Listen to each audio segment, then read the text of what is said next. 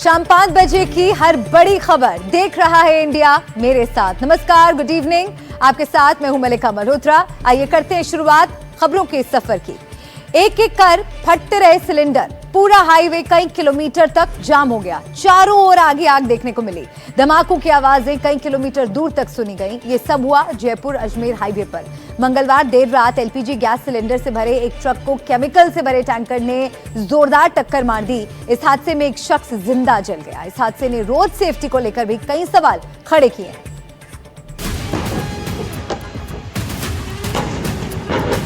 एक के बाद एक धमाके। अरे दूसरी केमिकल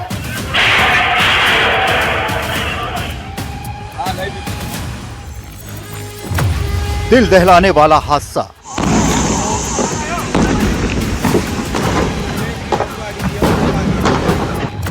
बम की तरह फटे एलपीजी सिलेंडर, भीषण धमाके, फैली दहशत। ये वो तस्वीरें हैं जो दिखाने के लिए काफी हैं कि जयपुर अजमेर हाईवे पर जो हुआ वो कितना खतरनाक था। हाईवे पर दूदू के सावरदा पुलिया के पास खड़े गैस सिलेंडर से भरे ट्रक को पीछे से एक टैंकर ने टक्कर मार दी, जिससे भीषण आग लग गई और ट्रक में रखे सिलेंडर में ब्लास्ट होने लगा। इससे पूरे इलाके में अफरा तफरी फैल गई। जिस टैंकर ने टक्कर मारी थी उसमें केमिकल लदा था। टक्कर के बाद गैस सिलेंडर एक के बाद एक फटने लगे और कई धमाके हुए। ऐसा लग रहा था जैसे कहीं बम गिराए जा रहे हों। सिलेंडर फूटने और आग लगने से इलाके में दहशत फैल गई। हादसा इतना खतरनाक था कि सिलेंडर कई 100 मीटर दूर तक उड़कर गिरे। हाईवे पर कई ढाबे हैं, कुछ लोग अंदर थे और कुछ लोग बाहर खड़े होकर आग का वीडियो बना रहे थे। अचानक धमाके शुरू होते हैं और सब डरकर भागने लगते हैं।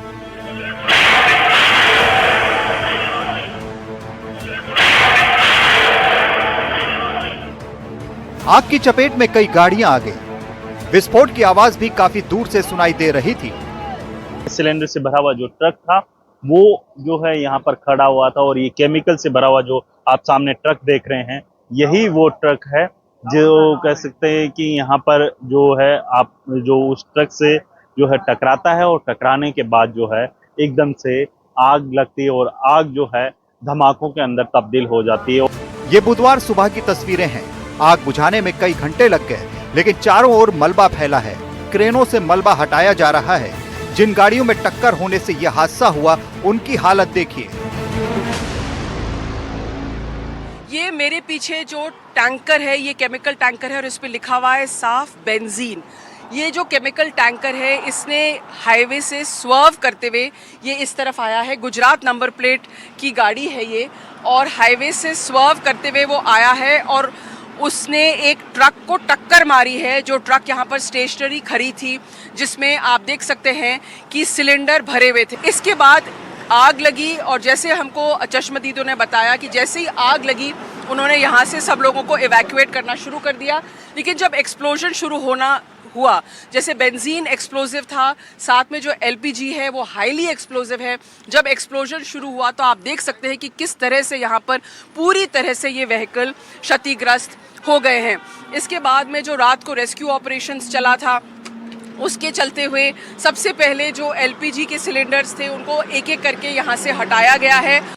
प्रत्यक्षदर्शियों के मुताबिक ट्रक चालक और खलासी उस समय सड़क किनारे बने ढाबे पर खाना खा रहे थे। इसी दौरान पीछे से आ रहे केमिकल भरे टैंकर ने टक्कर मार दी। इसके बाद जो हुआ, ये तस्वीरें उसकी गवाह हैं। ये ढाबा है जहाँ पर जो ट्रक चालक है, एलपीजी ट्रक चालक है, वो यहाँ पर खाना खा रहा था और गनीमत रही कि वो यहाँ पर खाना खा रहा था, क्योंकि जब वो केमिकल टैंकर यहाँ पर आया तब केमिकल टैंकर ने उसको जोर से मारा है। अब यहाँ पर जो ढाबा के मालिक हैं, ओनर है, उनसे बात करते। भैया आपका नाम बताइए। जी मैम, मेरा नाम बलराम है। बलराम, आप रात को यहाँ पे थे, क्या हुआ बताइए। जी मैम, खाना चल रहा था, 10 साढ़े 10 बजे के करीबन टाइम था और 10-20 गाड़ियाँ खड़ी थी इधर। तो अचानक सी लैंडिंग में, बीच की लैंडिंग में वो टैंकर आया और उधर 2 गैस की गाड़ियाँ खड़ी थी, उनमें ला के ठोक दिया। वो ठुकते ही हमने इधर से भाग के उसमें थोड़ी बहुत आग लग रही थी। आग लगने के कारण मतलब जो हमारे गार्ड थे वो 1-2 बाल्टी डाली भी उस पे गाड़ी पे, फिर उस आग ने अचानक रफ्तार तेज पकड़ा, तो गाड़ियाँ थी 10-12 गाड़ियों को हमने निकाला, भाई भगाओ इधर से आग तो पकड़। लोग गाड़ी में बैठ बैठ के भाग गए। हाँ। हाँ, तो लोग गाड़ियों में बैठ बैठ के अपने में भागनी शुरू कर दिया, और इधर जो स्टाफ हमारा काम कर रहा था उनको हम लेके पीछे चले गए तालाब की तरफ। यानी कि धमाके पे धमाके उठ रहे थे, कम से कम 100 फीट से भी ऊपर आग जल रहा था। इस हादसे के बाद कई किलोमीटर लंबा जाम लग गया, जो कई घंटों तक लगा रहा। गाड़ियों को दूसरे रूट से डाइवर्ट किया गया।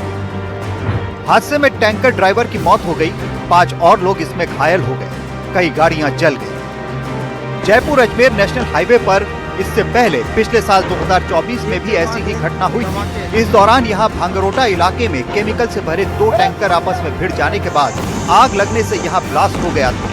20 दिसंबर 2024 को हुई घटना में 14 लोगों की मौत हो गई थी, वहीं 80 से ज्यादा लोग घायल हुए थे।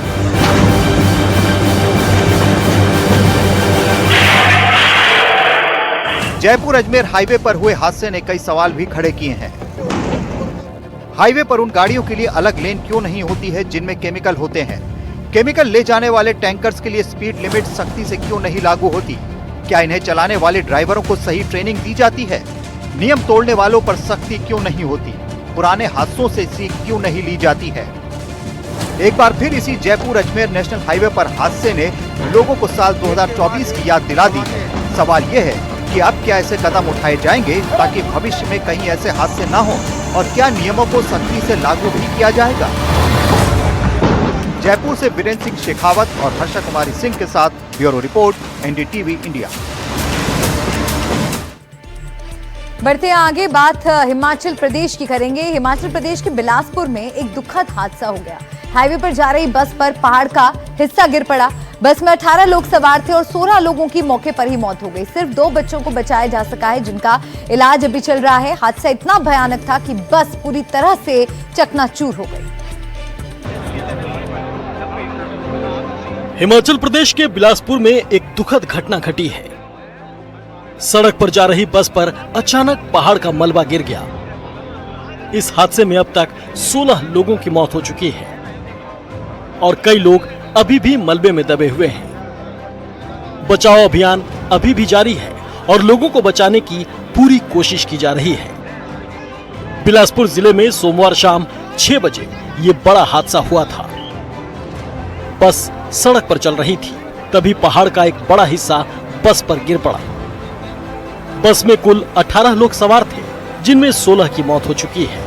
पहली खबर मिली, यहाँ पे 2 बसेस पीछे रुकी हुई थी, एक बस थोड़ी आगे क्रॉस हुई और ऊपर से मलबा और बहुत सारे पत्थर आने के कारण फिर बस में जितने भी लोग थे वो लैंडस्लाइड के बीच में फंस गए। लास्ट सीट थोड़ी इंटैक्ट थी, जिसमें एक भाई बहन थे जो बच गए, जिन्हें हम बचा पाए, और बाकी अभी तक जितनी भी बाकी हमें बॉडीज रिकवर हुई हैं वो सारे ऑन द स्पॉट डेड थे। मुख्यमंत्री सुखविंदर सिंह सुक्खू ने हादसे पर गहरा शोक जताया है और मृतकों के परिजनों को 4-4 लाख की आर्थिक सहायता देने की घोषणा की है। मुख्यमंत्री ने कहा कि 15 लोगों का शव बीते शाम निकाल लिया गया था, जबकि एक बच्चे का शव सुबह निकाला गया है। बस पूरी तरह से मलबे में दब गई थी। रात भर रेस्क्यू ऑपरेशन चला। अभी तक जो लगभग मृत्यु का आंकड़ा है वो 16 के करीब हो चुका है। एक सुबह आज ही बॉडी मिली है। 2, एक बेटी और एक बेटा बचे हैं। जो भी डिजीज्ड है, जो हमें छोड़कर चले गए हैं, उनको 4 लाख रुपया मुआवजा देने की बात कही है।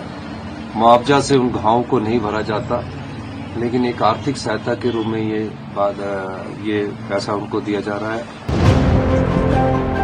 नेता प्रतिपक्ष जयराम ठाकुर भी हादसे की जगह पहुंचे और वहां का हाल देखा।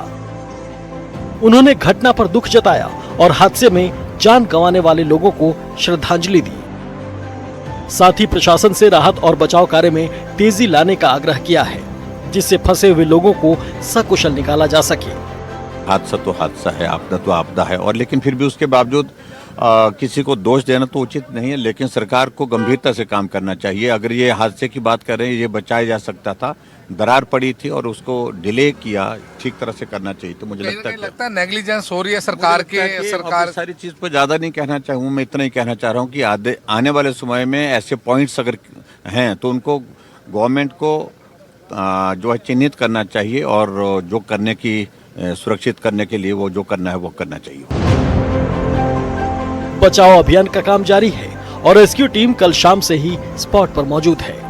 मुरुत्तम से गुमारी को ये बस जा रही थी और बस के रास्ते में इस पुल पे यहाँ पे हम इस वक्त रिपोर्ट कर रहे हैं। यहाँ पे एक लैंडस्लाइड होती है और लैंडस्लाइड के बाद ये बस हम देख सकते हैं कैसे टूट जाती है। कुल मिला के जो इनिशियल इन्फॉर्मेशन आई थी तो वो कहा जा रहा था कि 30 से 35 लोग बस में हैं जब ये पूरा इंसिडेंट हुआ, लेकिन अब जो जानकारी मिल रही है उससे ये पता चला है कि जो कुल मिला के 18 लोग इस बस में ट्रैवल कर रहे थे। ये देख पहले मैं अपने कैमरामैन साथी को ये तस्वीरें भी दिखाते जाएं, साथ के साथ ही कैसे यहाँ पे रेस्क्यू ऑपरेशन लगातार एनडीआरएफ की टीम चला रही है यहाँ पे। इस हादसे पर पीएम मोदी और राष्ट्रपति मुर्मू दोनों ने दुख जताया है। पीएम मोदी ने एक्स पर लिखा कि हादसे में हुई जान माल की हानि से दुखी हूँ। इस कठिन समय में मेरी संवेदनाएं प्रभावित लोगों और उनके परिवारों के साथ हैं। घायलों के शीघ्र स्वस्थ होने की कामना करता हूं। प्रधानमंत्री राष्ट्रीय राहत कोष से प्रत्येक मृतक के परिजनों को 2-2 लाख रुपए की अनुग्रह राशि दी जाएगी। घायलों को 50,000 रुपए दिए जाएंगे। वहीं राष्ट्रपति ने ट्वीट करके कहा कि बस दुर्घटना में लोगों की मौत का समाचार अत्यंत दुखद है। अपने प्रियजनों को खोने वाले परिवारों के प्रति मैं संवेदना व्यक्त करती हूँ और घायल हुए लोगों के शीघ्र स्वस्थ होने की कामना करती हूँ। हादसा इतना भयानक था कि पूरी बस चकनाचूर हो चुकी है। 2 बच्चों की जान बची है, लेकिन 16 लोगों की मौके पर ही मौत हो गई। 2 दिन से लगातार हो रही बारिश के चलते पहाड़ी इलाकों में भूस्खलन का खतरा बढ़ जाता है। ऐसे में बस चालकों को सावधानी बरतनी होगी और खराब मौसम में सफर करने से बचना होगा। Bureau report, NDTV India.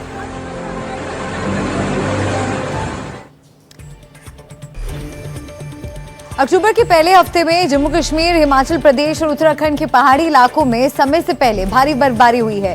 पूरे इलाके में मौसम का मिजाज बदल गया है। उत्तराखंड के केदारनाथ, बद्रीनाथ और हेमकुंड साहिब में भी बर्फबारी से माहौल खुशनुमा हो गया है, लेकिन श्रद्धालुओं को काफी दिक्कतों का सामना भी करना पड़ रहा है।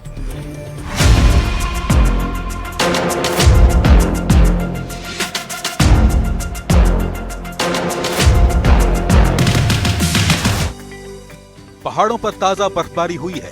कई इलाकों में माहौल खुशनुमा हो गया है। सैलानी पहुंच रहे हैं, लेकिन केदारनाथ धाम में 3 दिनों से बर्फबारी के साथ बारिश भी जारी है।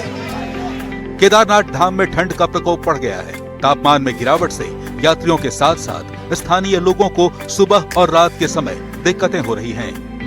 केदारनाथ धाम में इस सीजन की पहली बर्फ गिर गई है। बर्फबारी के बाद धाम में ठंड में भारी इजाफा हो गया है।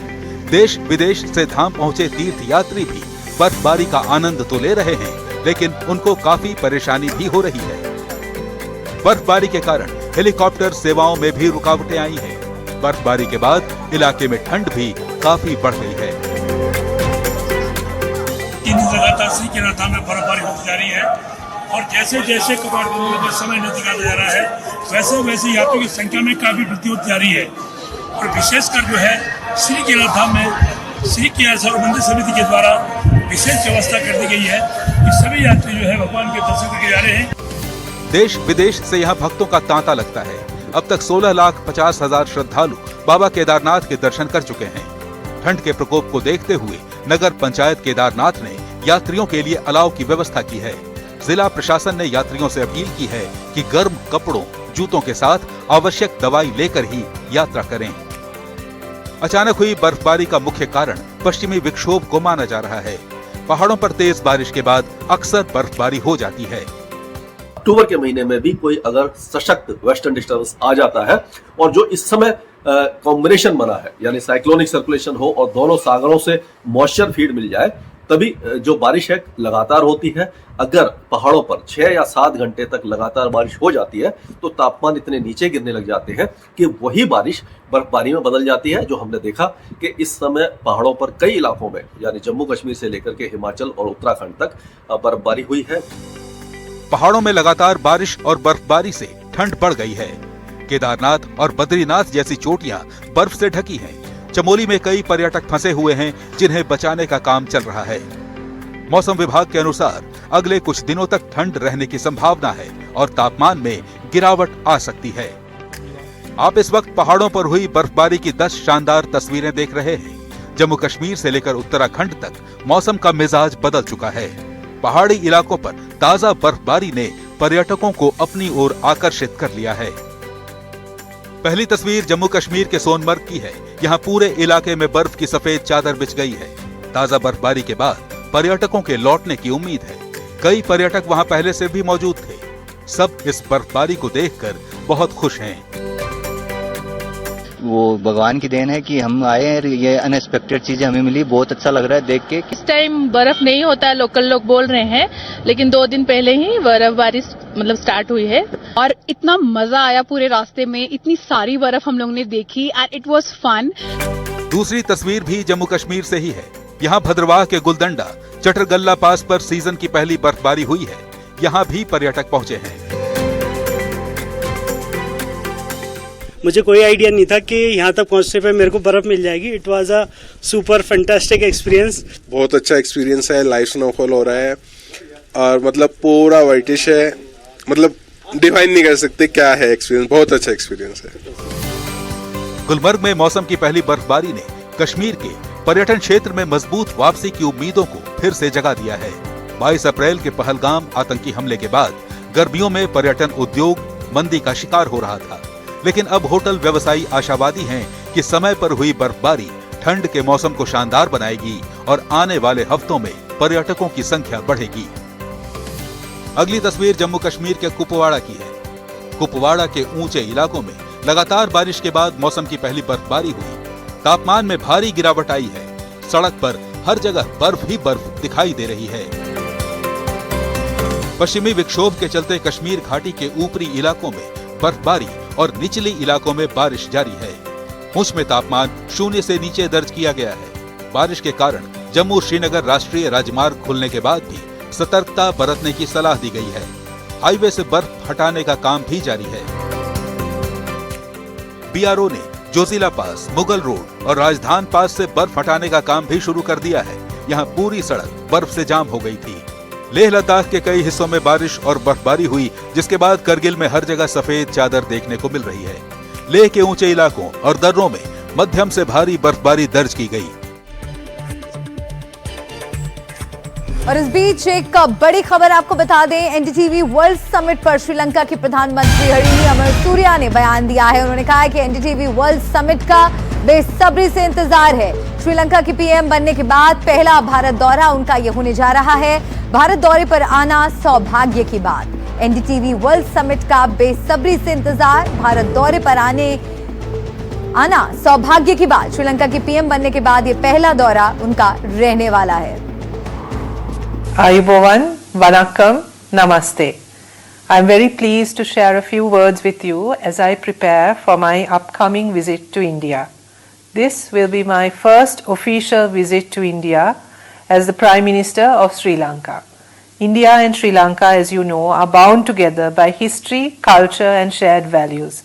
Our relationship is one of great depth and importance, and I look forward to using this opportunity to strengthen our cooperation in every sphere such as trade, investment, education, development and beyond. Together, I know we can create a future of prosperity and stability for both our nations. I am also looking forward to participating in the NDTV World Summit, where I will have the opportunity to engage with global leaders and thinkers.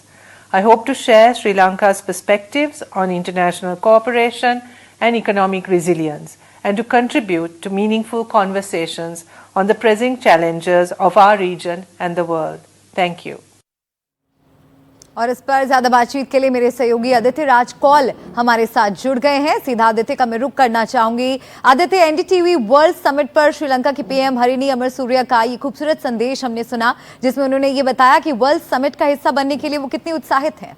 जी मलिका, बहुत बड़ी ये खबर आ रही है कि श्रीलंका की प्रधानमंत्री हरिणी अमरसूरिया 17 और 18 तारीख को अक्टूबर में जो है एनडीटीवी वर्ल्ड समिट में भाग लेंगी। अपने इस बयान में उन्होंने इसकी पुष्टि की और ये भी कहा कि कितना गर्व वो महसूस कर रही हैं कि वो एनडीटीवी वर्ल्ड समिट में जो है बातचीत रखेगी, श्रीलंका का जो हित है वो उसमें रखेंगी। प्रधानमंत्री मोदी से भी उनकी जो है मुलाकात 17 तारीख के आसपास होगी अक्टूबर में नई दिल्ली में। लेकिन एक पहली जो उनकी यात्रा नई दिल्ली की रहेगी प्रधानमंत्री बनने के बाद, उसमें वो प्रधानमंत्री मोदी से मिलेंगी, सरकार के साथ एक द्विपक्षीय बातचीत होगी। लेकिन उसके अलावा एनडीटीवी वर्ल्ड समिट में उनका एक बहुत बड़ा एक ऐतिहासिक जो है भाषण होगा, जिसमें वो श्रीलंका का मत रखेंगी। श्रीलंका और भारत के दरमियान जो बायलैटरल टाइज हैं, ट्रेड और इकोनॉमिक्स है, पीपल टू पीपल कॉन्टैक्ट है, उसके बारे में भी जो है बहुत डिटेल्स देंगी। एक बहुत बड़ा जो है रिस्पेक्टेड प्लेटफॉर्म रहा है एनडीटीवी वर्ल्ड समिट, और उसमें श्रीलंका की जो है प्रधानमंत्री खुद हिस्सा लेगी। उसमें और भी बहुचर्चित जो नाम है, ऋषि सुनक हों या टोनी एबट हों, वो भी आने वाले हैं। लेकिन 17 और 18 तारीख को जो एनडीटीवी वर्ल्ड समिट होने वाली है, उसमें अब श्रीलंका की प्रधानमंत्री ने पुष्टि की कि वो यहाँ आएंगी। उनका इंडिया से पुराना नाता रहा है, दिल्ली के विश्वविद्यालय से उनकी पढ़ाई भी रही सोशियोलॉजी में। 70 के दशक में उन्होंने सियोलोन से कोलंबो की राह पकड़ी और उसके बाद जो है वहाँ पर जो है चुनाव लड़े, वहाँ पर जो है पॉलिटिकल पार्टीज ज्वाइन की। लेकिन अब भारत की ओर रुख करेंगी और 17 और 18 तारीख को एनडीटीवी वर्ल्ड समिट में अपना जो है पहला अधिवेशन देंगी।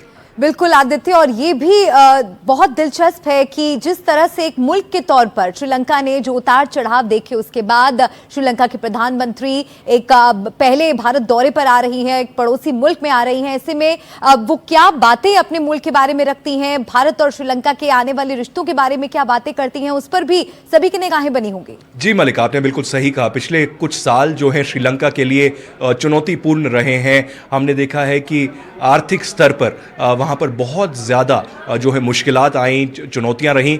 लेकिन जब से हरिणी आई हैं, प्रधानमंत्री बनी हैं, तब से उन्होंने कोशिश की है कि किसी तरीके से स्थिरता वहाँ पर लाई जाए। तो उसी की कड़ी में करीबन 1 साल पहले जब उनको प्रधानमंत्री बनाया गया, उन्होंने ये चुनौती स्वीकार की और आगे श्रीलंका को कैसे लेके जाया जाए उसमें जो है बहुत अहम जो है फैसले भी लिए गए। लेकिन ये देखना अहम रहेगा जब वो भारत आती हैं और भारत और श्रीलंका के बीच में कूटनीतिक स्तर पे जो है क्या ऐसे फैसले लिए जाते हैं, क्योंकि भारत और श्रीलंका के जो आपस के रिश्ते हैं बहुत ज़्यादा ऐतिहासिक हैं। जैसे उन्होंने खुद इस वीडियो मैसेज में कहा कि ट्रेड हो, इकोनॉमिक्स हो, पीपल टू पीपल कॉन्टैक्ट हो, लोगों के बीच में जो बातचीत और उसमें जो ट्रेड है वो हमेशा से रहा है। तो उसको आगे कैसे लिया जाए, इसमें जो है भारत की भूमिका बहुत बड़ी होगी। जब प्रधानमंत्री से वो मिलेंगी और उसके बाद एक जॉइंट स्टेटमेंट भी होगा और उसके बाद वो अपना अधिवेशन जो है एनडीटीवी वर्ल्ड समिट पर रखेंगी। इससे श्रीलंका और भारत, कोलंबो और नई दिल्ली की दूरियां अगर थोड़ी बहुत अभी हैं, उसको और ज़्यादा जो है आसपास कैसे लाया जाए और कैसे चुनौतियों से श्रीलंका को बाहर निकाला जाए और उसमें भारत की क्या भूमिका रहेगी, वो अहम रहेगा। और सबकी निगाहें अब एनडीटीवी वर्ल्ड समिट पर रहेंगी जब हरिणी वहां पर जो है प्रधानमंत्री श्रीलंका की अपना अधिवेशन देंगी। बिल्कुल, एनडीटीवी वर्ल्ड समिट का ऐतिहासिक और एक बड़ा मंच जहां पर दुनिया के तमाम दिग्गज जुटेंगे और अपना अपना मत रखेंगे। सभी की निगाहें यकीनन आदित्य एनडीटीवी वर्ल्ड समिट पर रहने वाली है। बहुत शुक्रिया इस बातचीत के लिए आदित्य। और इसी के साथ देख रहा है इंडिया में एक ब्रेक का वक्त हो गया है। खबरें और भी हैं, आप कहीं मत जाइएगा, बने रहिए हमारे साथ, फौरन लौट रहे हैं।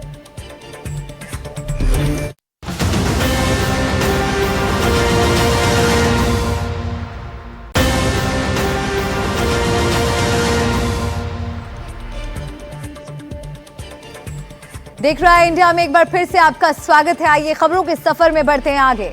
बात करते हैं दिल्ली के डर्टी बाबा यानी स्वामी चैतन्यानंद की, जिसके बारे में हम आए दिन नए खुलासे कर रहे हैं।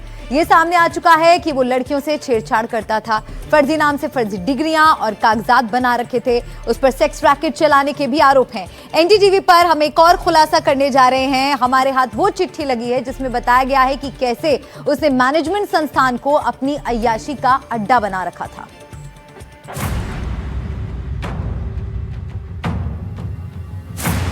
दिल्ली का डर्टी बाबा, बहुत बड़ा खुलासा।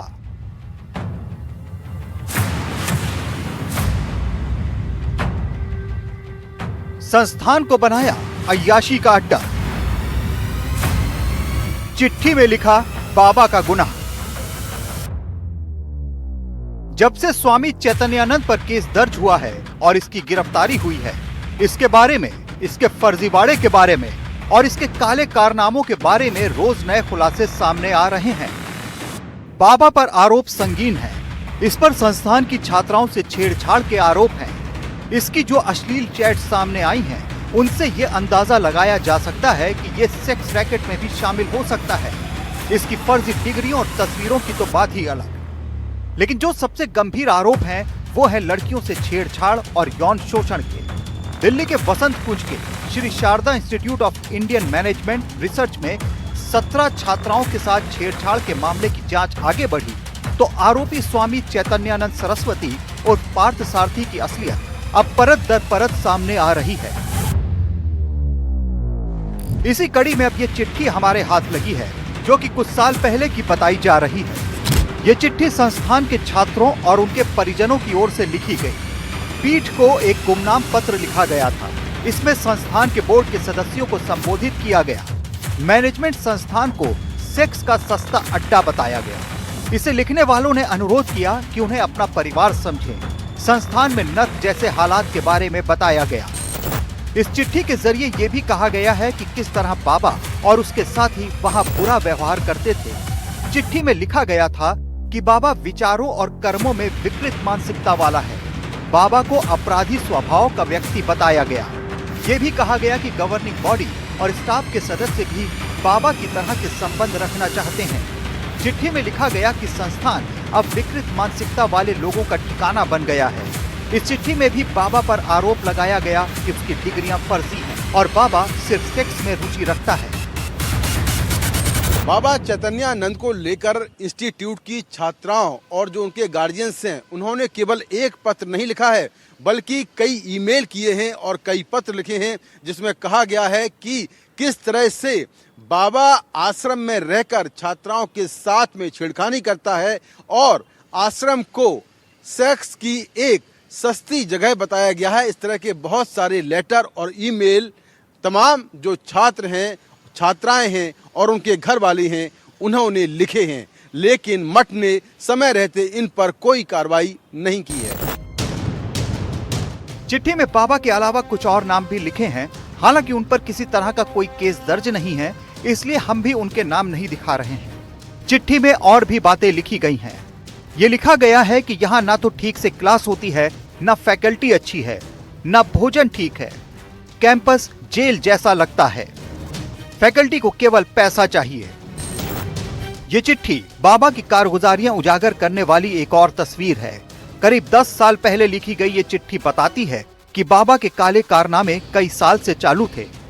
इस संस्थान में आने से पहले वो फर्जी एफिडेविट बनवा चुका था, अलग अलग नाम रख चुका था। बाबा ने उत्तराखंड के टिहरी में रामकृष्ण मिशन भी ज्वाइन किया था, लेकिन अकाउंट में हेराफेरी के चलते उसे वहां से निकाल दिया गया था। फिर उसके फर्जीवाड़ों और कारनामों का ठिकाना बना दिल्ली का ये मैनेजमेंट संस्थान, जहां स्वामी चैतन्यानंद ने अंधेर मचा दी। दिल्ली से मुकेश सिंह सेंगर, एनडीटीवी इंडिया।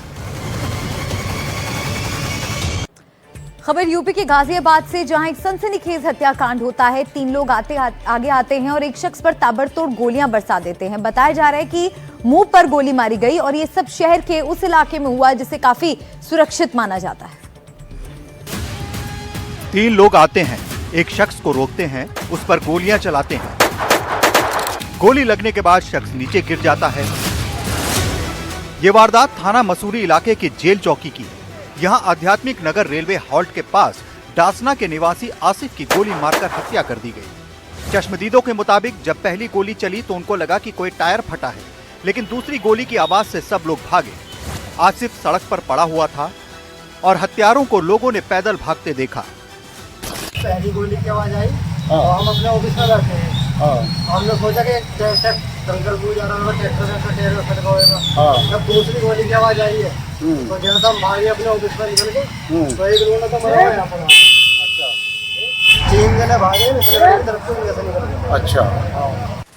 बताया जा रहा है कि आरोपियों ने आसिफ के मुंह पर भी गोली मारी थी। इस घटना से इलाके में हड़कंप मच गया, क्योंकि ये इलाका काफी सुरक्षित माना जाता है। पुलिस ने आसिफ के शव को पोस्टमार्टम के लिए भिजवा दिया है और आगे की तफ्तीश कर रही है। जेल चौकी क्षेत्र थाना मसूरी से 8:30 बजे सूचना प्राप्त हुई कि रफीकाबाद फाटक के पास एक व्यक्ति को गोली मार दी गई है।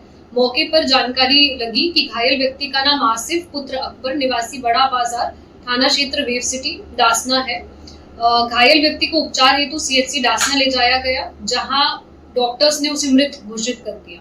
मृतक आसिफ के भाई ने थाना मसूरी पर एक नामजद तहरीर बनाम रिहान आदि दी, जिसके आधार पर सुसंगत धाराओं में अभियोग पंजीकृत किया गया है एवं समस्त नामित अभियुक्तगण की गिरफ्तारी हेतु टीमें गठित कर दी गई है। मौके पर शांति व्यवस्था कायम है। पुलिस ने इस हत्या की जांच के लिए कई टीमों का गठन किया है। आसपास के सीसीटीवी खंगाले जा रहे हैं और लोकल सर्विलांस का भी इस्तेमाल किया जा रहा है। Bureau report, NDTV India.